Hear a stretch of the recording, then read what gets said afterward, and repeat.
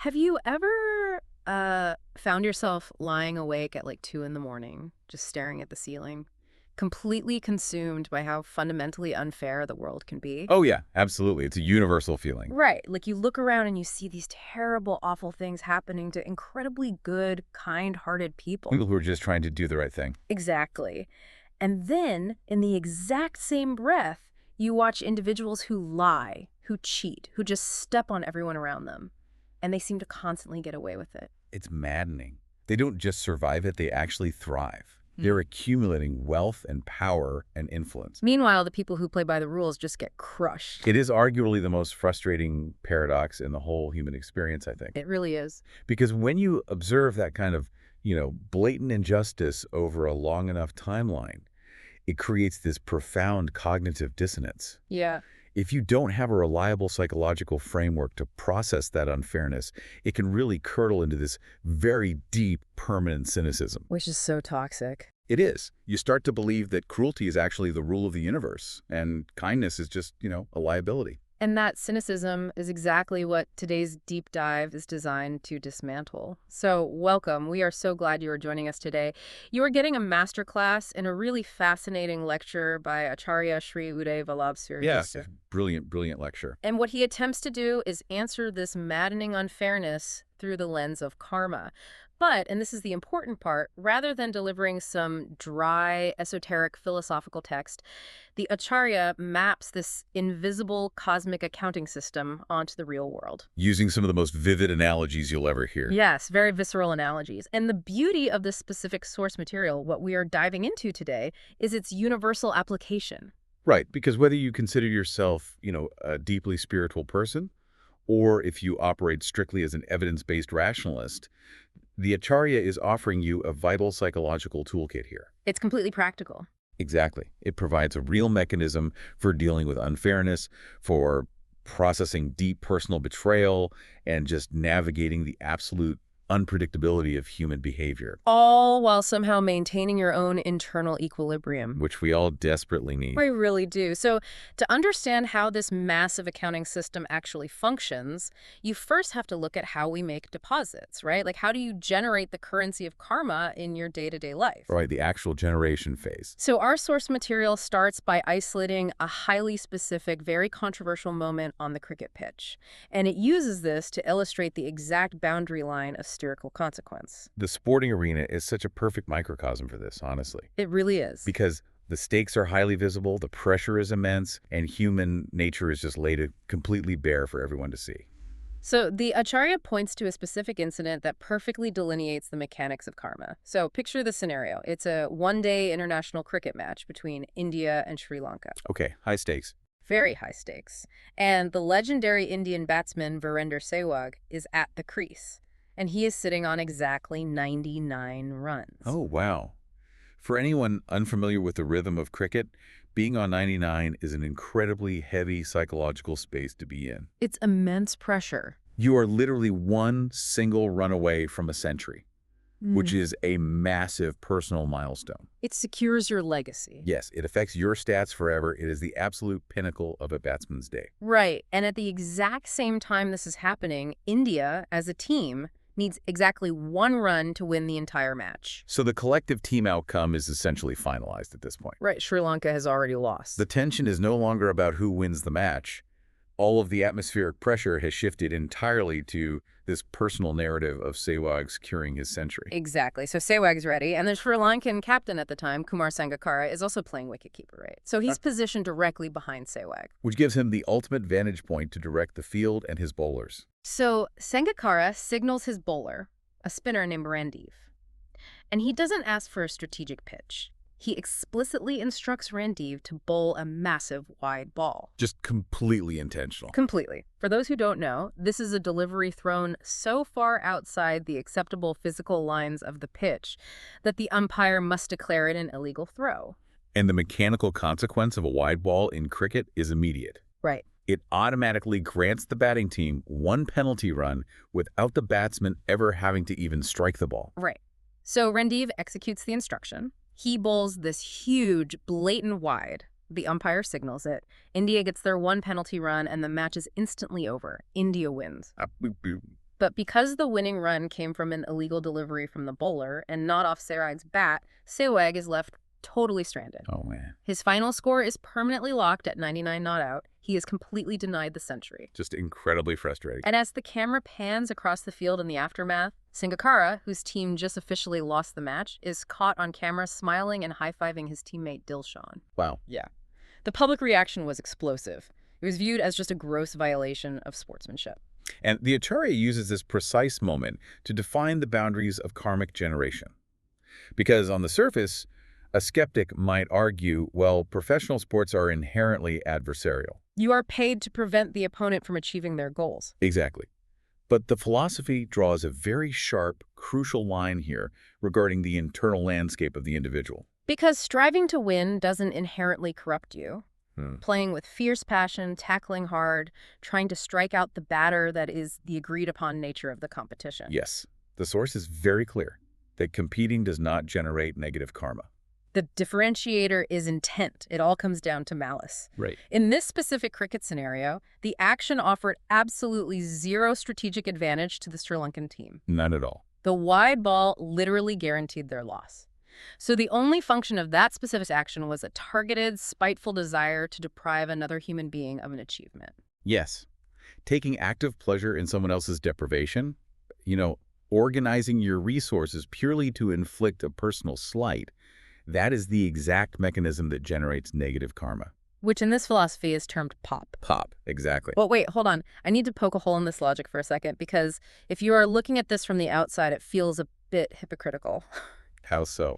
Well, if the ultimate goal of sports is to defeat an opponent, how can throwing a ball slightly out of bounds be a profound spiritual sin, while something like, say, professional boxing is perfectly acceptable? Right. Because in boxing, the literal objective is to inflict enough physical trauma on another human being to render them unconscious. Yeah, a knockout. So how is a wide ball spiritual rot, but a left hook to the jaw is karmically neutral? That tension right there is completely central to understanding the Acharya's framework. Okay. Because it requires separating the physical mechanics of an activity from the internal spiritual reality of the actor. The answer lies in the concept of consent and the absence of foundational malice. Okay. Yes. When two boxers step into a ring, they have entered a consensual contract regarding the mechanics of the sport. They are using physical strikes to score points within a bounded, agreed-upon system. Right. So you can throw a devastating punch without harboring deep spiritual hatred for the person you are punching. I see. So the violence is structural, not personal. And twicely. You are participating in a mutual test of skill. But what Sangakkara orchestrated was fundamentally different. Because he wasn't testing a skill. Exactly. He wasn't operating within the competitive spirit of the game. He weaponized the rules to execute a personal vendetta out of pure spite, and then he took visible joy in the pain it caused. So karma doesn't police the physical mechanics of the universe, it polices the internal intention behind those mechanics. That is the core takeaway. The negative karma wasn't generated by the physical trajectory of the cricket ball. It was generated by the dark, resentful intention that commanded the throw. That completely shifts the focus from the action to the origin of the action. And what's wild is that the source material actually tracks the fallout of this intention. The karmic payback for Sangakkara is documented, and it played out with terrifying specificity. It really did. The cosmic accounting system balanced the ledger in a very poetic manner here. So shortly after this ODI scandal, Sri Lanka is playing a test match series. Sangakkara is at the crease, batting brilliantly. He pushes his score all the way up to 198. Okay. He hits the ball, completes one run, turns around to sprint for the second run, which would secure his double century, 200 runs, and he is run out. Oh my goodness. He is dismissed on exactly 199. It is a sharp, painful echo of the exact deprivation he orchestrated for Sehwag. But the sequence doesn't even end there. Wait, there's more. In the very next match, Sangakkara is batting again. He is having another masterful innings. He reaches 199. He is not out. He is completely in control. But from the other end of the pitch, every single one of his batting partners collapses. The entire team is dismissed. Sangakkara is left standing on the pitch, completely stranded, not out, on exactly 199. Wow. 2 consecutive double centuries slipped through his fingers by a single run. A single run.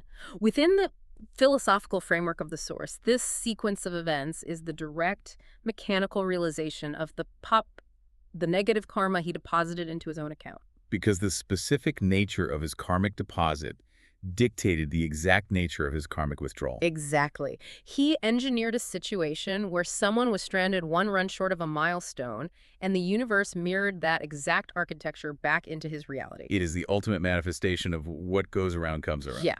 But if you pause and look at your own life, you know this cricket example is actually an anomaly, right? Right, because it's so immediate. It shows a rapid, highly visible karmic reaction. He performed the malicious act, and mere weeks later, the identical consequence arrived. The real world rarely operates with that kind of speed. Almost never. Which brings you to the core mystery that keeps people awake at night. Why is there usually a massive, agonizing delay between actions and consequences? Why do terrible people enjoy decades of unbroken success? And that delay is the foundational puzzle of karma. Yeah. To understand why consequences don't manifest immediately, the Acharya introduces the central anchoring analogy of this entire philosophy. You really have to understand the physical architecture of how karma is stored and processed. Right. If you think about modern systems, you could compare this to a massive plumbing pipeline or a complex banking ledger. Oh, the plumbing analogy is great. Like, if you pour a gallon of heavy blue dye down your kitchen drain right now, and then you immediately turn on the faucet, the water flowing out is perfectly clear. Right, it's not blue yet. The dye you just deposited doesn't instantly materialize at the output because the miles of plumbing are already filled with water from yesterday, last week, or last month. There is a systemic backlog. Exactly. And the Acharya grounds this exact concept in a vivid nostalgic memory from his childhood.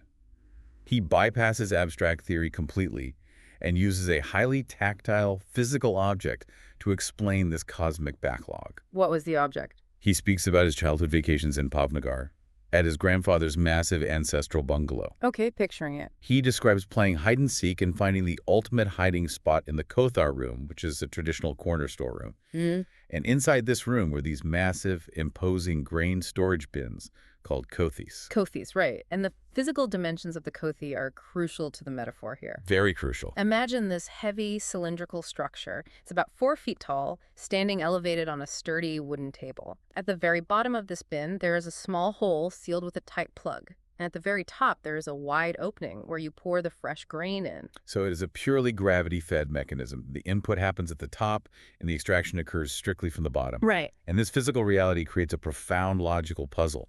Because the Acharya sets up a paradoxical visual metaphor. Imagine you go to the most premium agricultural market, right? You spend top dollar to buy the absolute highest quality, unbroken, long-grain basmati rice. The kind of rice that is practically gleaming. Yes, perfect rice. You haul 10 kilos of this perfect basmati up to the kothi, and you pour it directly into the top opening. Okay. Then you place your pot at the bottom of the bin and pull the plug. But the cascade that fills your pot is not basmati rice. What is it? What pours out is completely rotten, spoiled, foul-smelling millet known as bajra. You just deposited pristine rice at the top, but you are receiving rotting millet at the bottom. Now, if you approach this from a position of pure logic, how do you process that outcome? Right. You do not assume that a magical, alchemical transformation took place in the darkness of the bin. You don't deduce that the universe hates you and turned your beautiful rice into trash. That would defy basic physics. You logically conclude that the bin was not empty before you arrived. Exactly the point the Acharya is making.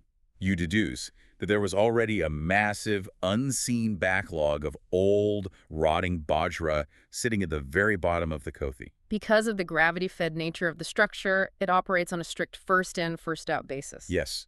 The old material must be entirely exhausted before the newly deposited material can descend to the extraction point. So if you keep pulling that plug, day after tedious day, eventually that rotten millet is going to run out. You will likely hit a transition phase where a few mixed grains appear, some rotting bajra tangled with some pristine rice, and then finally the pure basmati you poured in will flow freely. And the source asks you to apply this exact same architectural logic in reverse, which is the absolute key to decoding the unfairness of the world. Okay, let's reverse it. Imagine you stand at the top of the kothi and you blatantly, aggressively dump 30 kilos of rotting, useless bajra into the bin. Just absolute garbage. Garbage. Yet, when you pull the plug at the bottom, a steady stream of perfect, shining basmati rice flows out. The only rational conclusion is that there is an enormous stockpile of high-quality basmati sitting at the bottom, patiently waiting to be emptied. Exactly. The good karma, which the philosophy calls kucha, from a previous era of your existence, is still yielding its results. The toxic, rotten material you are dumping into your spiritual account right now hasn't traversed the length of the bin yet. It hasn't reached the bottom. This simple physical concept of the grain bin perfectly, elegantly explains why you see bad people thriving and good people suffering in real time. It totally removes the mystery and replaces it with a mechanical timeline. Yes. When you observe this grain bin operating in actual society, the delay, in effect, becomes deeply poignant. The source material explores this by looking at two extreme ends of the spectrum, starting with a heartbreaking example of the pious. Yeah, this part is tough.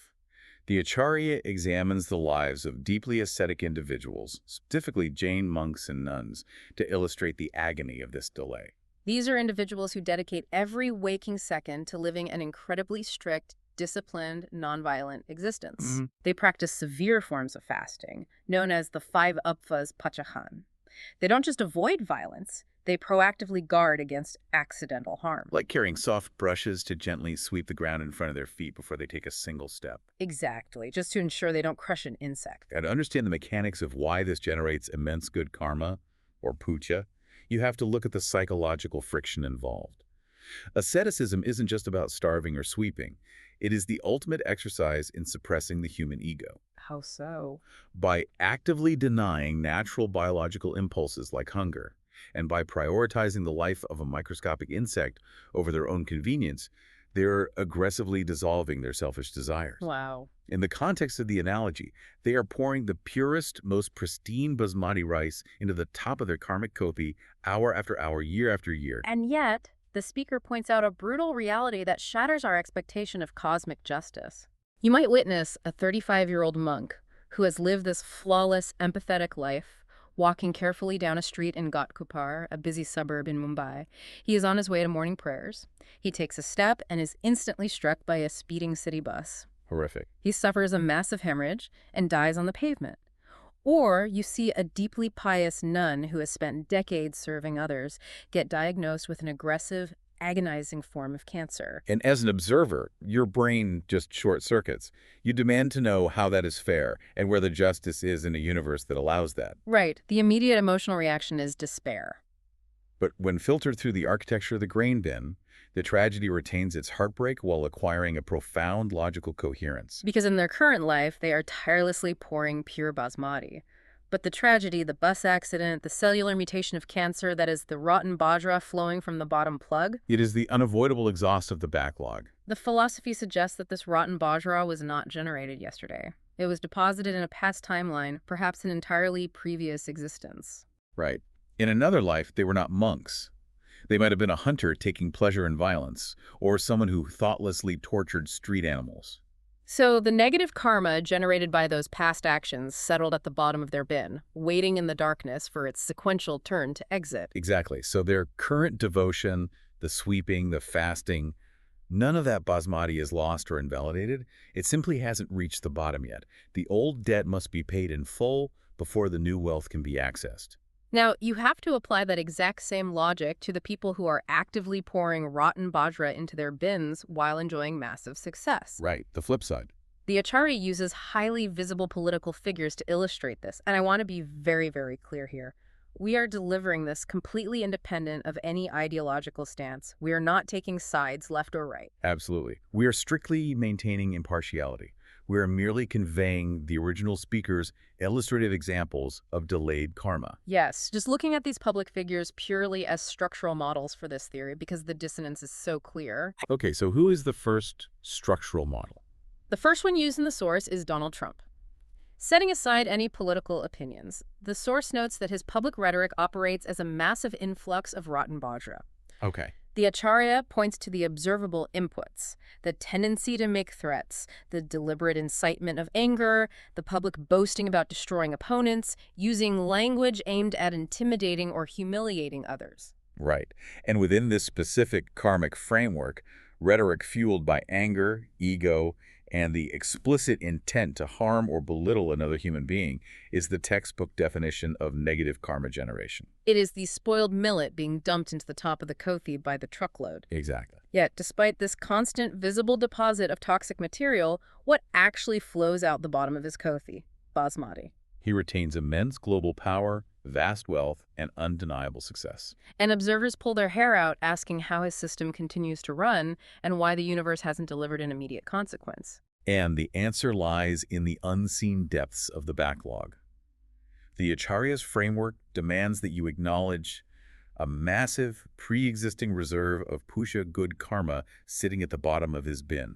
The origin of that good karma is unknown to the observer, right? Right. It could stem from actions in this life or previous ones, but its existence is undeniable based on the output. The basmati of past good deeds is currently what is yielding his present power and success. But the crucial mechanical reality of the kothi is that the new bajra isn't evaporating. No, it's not. It isn't being magically neutralized by his current success. It is accumulating in the dark. The bill is in the mail. The speaker is unequivocal on this point. The very moment that old reserve of basmati is exhausted, the rotten bajra that has been so publicly poured in will hit the extraction point. The consequences are heavily delayed by the backlog, but they are never canceled. Never. The source uses a second political model to explain the actual mechanics of this delay, focusing on a recent election in Bengal involving Mamata Banerjee. And again, purely as a structural example of the mechanics. Exactly.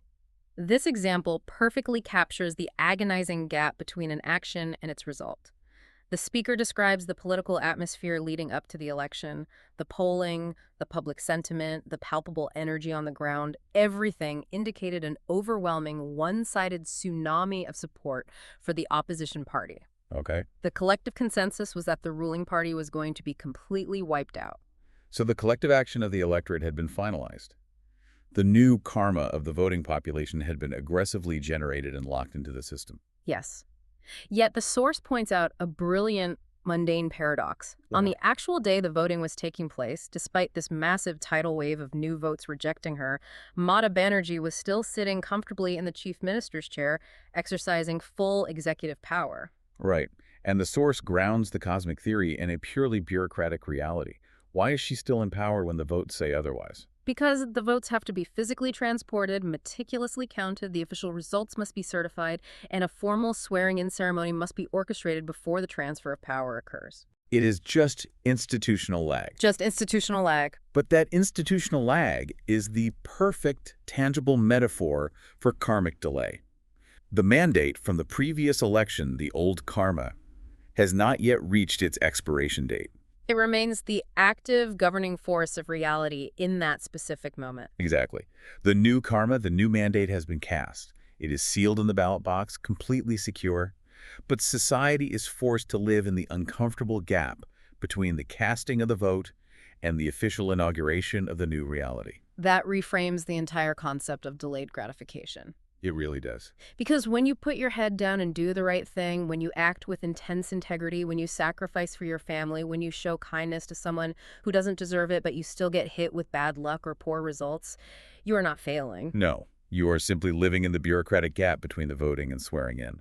The results are being counted. The old mandate is just finishing its term. It is a phenomenal tool for endurance. But the Acharya doesn't let the audience stay in the comfortable realm of macro-politics or ascetic monks. He brings it right home. He forces the lens down to the micro level, focusing on the exact moments in your personal life where this karmic shift feels like a targeted personal attack. Yeah, the source dives into the sting of the shifting tides, exploring the deeply relatable, highly specific frustrations that drive people crazy. He categorizes these into micro-frustrations and deep human betrayals. The micro frustrations are those surgical strikes of bad luck. Right. He uses the example of a business, hypothetically named Shanti Construction, losing a massive multi-million-dollar government tender by exactly one single rupee. Ugh, agonizing. Or a student failing a life-altering medical entrance exam by 1/10 of a mark.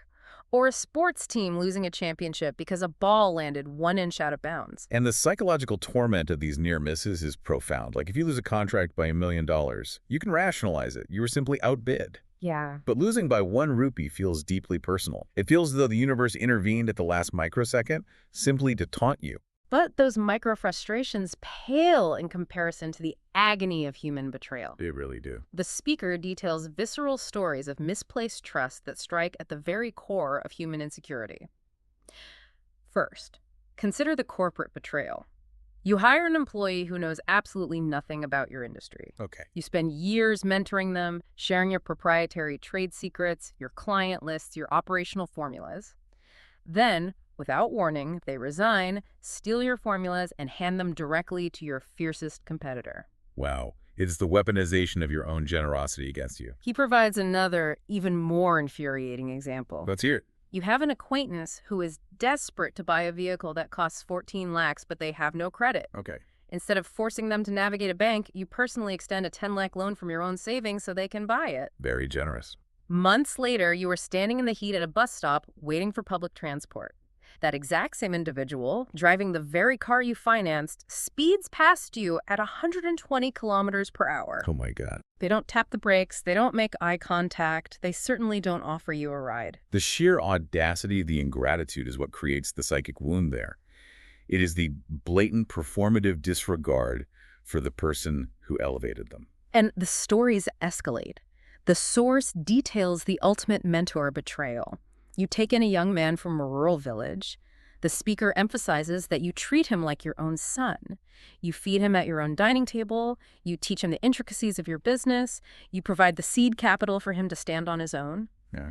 Because of your intervention, he becomes wildly successful and accumulates millions. A success story. Years later, you encounter a minor temporary cash flow crunch. You have a massive 20 lakh payment arriving on Friday, but you have an unavoidable vendor invoice due on Wednesday. You just need a 2-day bridge loan. Which is a completely trivial request for someone with immense liquidity, especially someone who owes their entire foundation to you. Exactly. So you approach the man you raised like a son. You explain the Wednesday to Friday gap. And his response isn't just a simple denial. He adopts this cold, detached corporate persona. He looks you in the eye and delivers a philosophical lecture saying, "Uncle, I have a strict rule for maintaining smooth relationships in my life. Where there is a personal connection, I never mix business finances." He uses the language of healthy boundaries as a shield to justify a profound moral failure. Yes. He weaponizes modern therapy speak to avoid helping the architect of his success. It is nauseating. And to highlight the absurdity of these betrayals, the speaker contrasts them with the unearned kindness of complete strangers. He describes struggling onto a heavily crowded train with 2 massive heavy bags. A total stranger who owes him absolutely nothing immediately stands up, offers his seat, and helps stow the bags. The universe providing support through an unknown, unindebted conduit. Exactly, which is in direct contrast to the final betrayal story. The speaker talks about his own neighbor's child, a child he generously drives to school in his personal car every single morning. Every morning. One afternoon, the speaker boards a local bus, and that exact same neighbor's kid is sitting a few rows back, with his heavy backpack occupying the empty seat next to him. When the kid sees the speaker, the man who acts as his personal chauffeur every morning, searching the aisle for a seat, the kid deliberately turns his head. Oh, no.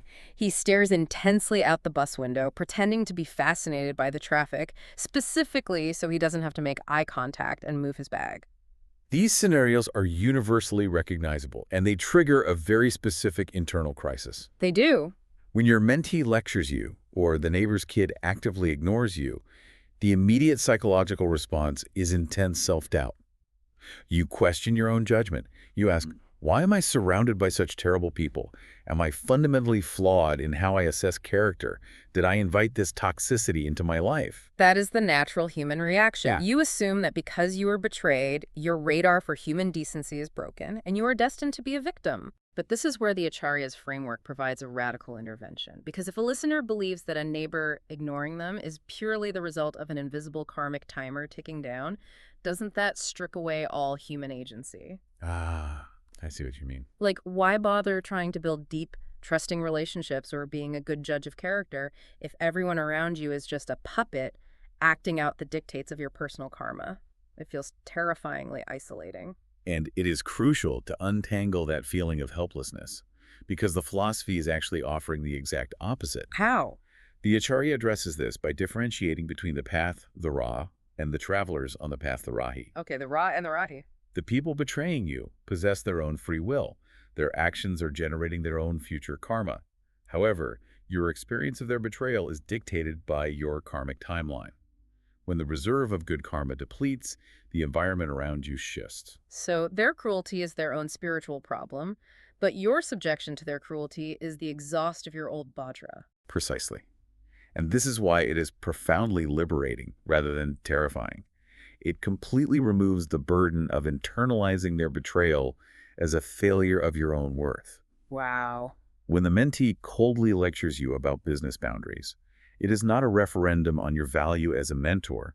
It is simply the mechanical exhaustion of past negative karma. Their behavior is the instrument of your karmic clearing.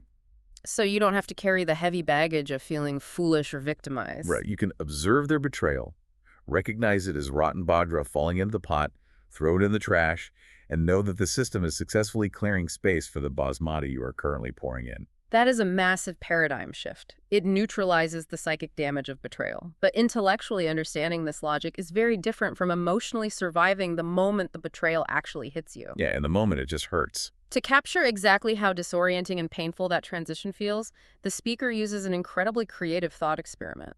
This final analogy bridges the cold mechanics of the grain bin with the deeply empathetic emotional reality of navigating a sudden run of bad luck. The Acharya sets the stage. Imagine it is the morning after the final match of the FIFA World Cup, Argentina versus Spain. The stadium is completely empty, the fans have gone home, the confetti is being swept up by the janitorial staff. Instead of interviewing the star players, the managers, or the coaches, imagine you walk out onto the center of the pitch with a microphone, and you sit down to interview the ball. You are interviewing an entity that is a completely passive participant in the mechanics of the game. Right. You hold the microphone to the ball and ask, "How was your experience out there?" And the ball is in a state of profound distress. It says, "I'm so incredibly confused. I don't understand what is happening or what I did wrong." And the ball begins to recount its memories of a previous era. It calls it the volleyball era. And in the Acharya's framework, the volleyball era is the manifestation of punchade, the rising and active flow of your good karma. The ball reminisces with deep affection. It says, "I remember when the net was strung high up in the middle of the court. Life was beautiful. The players absolutely adored me. They would sacrifice their own physical safety just to protect me. Wow. They would dive onto the unforgiving hardwooden floor. They would scrape their knees raw. They would skin their noses, all just to ensure that I never had to suffer the indignity of hitting the ground." That's a beautiful image. And it says, "When they finally caught me, they didn't strike me. They held me so gently, cradling me safely in two hands before softly launching me back into the air." The speaker is illustrating that golden phase of life when your punya is active. During this era, the universe is actively conspiring in your favor. Right. People are naturally inclined to support you, often at their own expense. Strangers go out of their way to carry your bags on a train. Yep. Mentors protect you from making catastrophic career mistakes. If your car breaks down on the highway, a mechanic happens to be driving right behind you. Everything just flows. If you make a foolish error at work, a colleague quietly fixes it before the boss notices. Yeah. You are being cradled by the environment. You are the beloved center of a game of volleyball. But the ball's tone shifts to despair as it describes at the present reality, the transition into the football era. And this represents the era of PAP, when the reserve of good karma is exhausted, and the backlog of bad karma begins to flow. The ball says, without any warning, the rules changed overnight. The net was moved from the center of the court and staked into the ground at the far ends. It became a goal. Yeah. And the exact same people, the very same players who used to dive and bleed to save me from hitting the ground, are now brutally, violently kicking me with spiked shoes. And the most agonizing part is the rejection. No matter who I roll to for help, they kick me away. I roll to my own defensive line for protection, they kick me. I roll across the field to the opposing team, they kick me even harder. This encapsulates the sheer bewilderment you feel when your fortunes suddenly turn. It captures the whiplash of betrayal perfectly. It really does. Suddenly, your closest friends seem distant, irritable, or hostile. The employees you nurtured steal your data. The mentee you raised shuts the door in your face. The neighbor you drive to school pretends you don't exist. You feel battered, passed around, and violently rejected by the exact same network that used to cradle you. And the Acharya gives the sports ball this incredibly poignant, tragicomic defense that strikes right at the heart of human unfairness. The ball passionately defends its own character. It says, "I never disobeyed. I was a perfectly compliant ball. I went exactly where you aimed me. I never veered off course. I'm more obedient than modern children who just yell, "I'm going out," without having the decency to tell their parents where they are going. I followed every single rule of physics and play. The ball is asserting its fundamental innocence. It is crying out that it did not earn the abuse it is receiving based on its current actions. The ball concludes its defense with the ultimate injustice. I didn't roll away on my own. You aimed me. And yet, when a player makes a terrible mistake, when a human being commits a blatant foul, I am the one who suffers the consequence. They set me down for a penalty kick, and they kick me with maximum force to punish the other team for an error I had nothing to do with. The profundity of this analogy lies in recognizing the passivity of the ball. The ball possesses zero agency over the rules of the game being played on the field. Right. When your karmic timeline shifts, when the basmati runs dry and the rotten bajra hits the extraction point, you feel exactly like that sports ball. Yeah. You feel profoundly disoriented. You feel violently punished for things you did not do, staring up at the sky, demanding to know why the fundamental laws of human decency were rewritten overnight. You want to scream, "Yesterday we were playing volleyball. Why is everyone kicking me today?" And the absolute most vital realization you can extract from this entire philosophy is that the players on the field did not suddenly become inherently evil, and you did not suddenly become inherently worthless. Right. The game simply shifted. The invisible timer clicked over to a new phase of extraction. Recognizing which specific game is currently being played in your life is the ultimate tool for survival. It prevents you from internalizing the kicks. It allows you to maintain your emotional equilibrium, your dignity, and your inner peace, even when the external circumstances become incredibly volatile and hostile. Think about the immense ground you have covered today. You have examined the hidden malice of a cricket captain and the mirrored karmic backlash of consecutive stranded centuries. Yeah. You have visualized the physical architecture of cosmic accounting through the gravity-fed reality of a Bhavnagar grain bin, understanding the inescapable logic of the backlog. You have analyzed why deeply pious ascetics suffer brutal tragedies, and why individuals who constantly generate toxic rhetoric can enjoy decades of unbroken success. Realizing that society is often just treading water in the bureaucratic gap between the casting of the vote and the swearing-in ceremony. You have felt the sharp, highly personal sting of a mentee weaponizing corporate boundaries to avoid a debt of gratitude, and the maddening frustration of losing a life-altering opportunity by a single, agonizing rupee. Just brutal. And finally, you have empathized with the profound, disorienting confusion of a sports ball that desperately misses the gentle, cradling hands of the volleyball era, while enduring the brutal, unearned kicks of the football era. So as you integrate this framework into your worldview, what is the actionable takeaway? The Acharya's message is definitively not one of fatalism, apathy, or passive resignation to suffering. It's not about giving up. Not at all. It is a highly active daily practice of emotional regulation and spiritual integrity. When a stranger cuts you off in traffic, when a colleague blatantly steals credit for your hard work, when someone you trusted with your livelihood betrays you, you are no longer defenseless. Right, you have a framework now. You now possess a mechanical framework. You can observe that painful event not as a fresh, burning injustice that demands your immediate retaliatory anger, but simply as the final grains of rotting bajra finally exiting your system. It is the spiritual garbage taking itself out of your house. By choosing to react with grace instead of malice, by actively refusing to call for that intentional, spiteful, wide ball in retaliation, you guarantee that you are continuously, relentlessly pouring fresh, pristine basmati into the top of your bin for the future. You maintain absolute control over the input, even when you must patiently endure the discomfort of the current output. You control the input. It requires immense patience and profound self-awareness, but it is the only way to ensure the eventual return of the volleyball era. Which is what we're all aiming for. Exactly. That leaves you with a final provocative thought to mull over as you navigate the rest of your day. Think about the absolute most frustrating, difficult person in your life right now.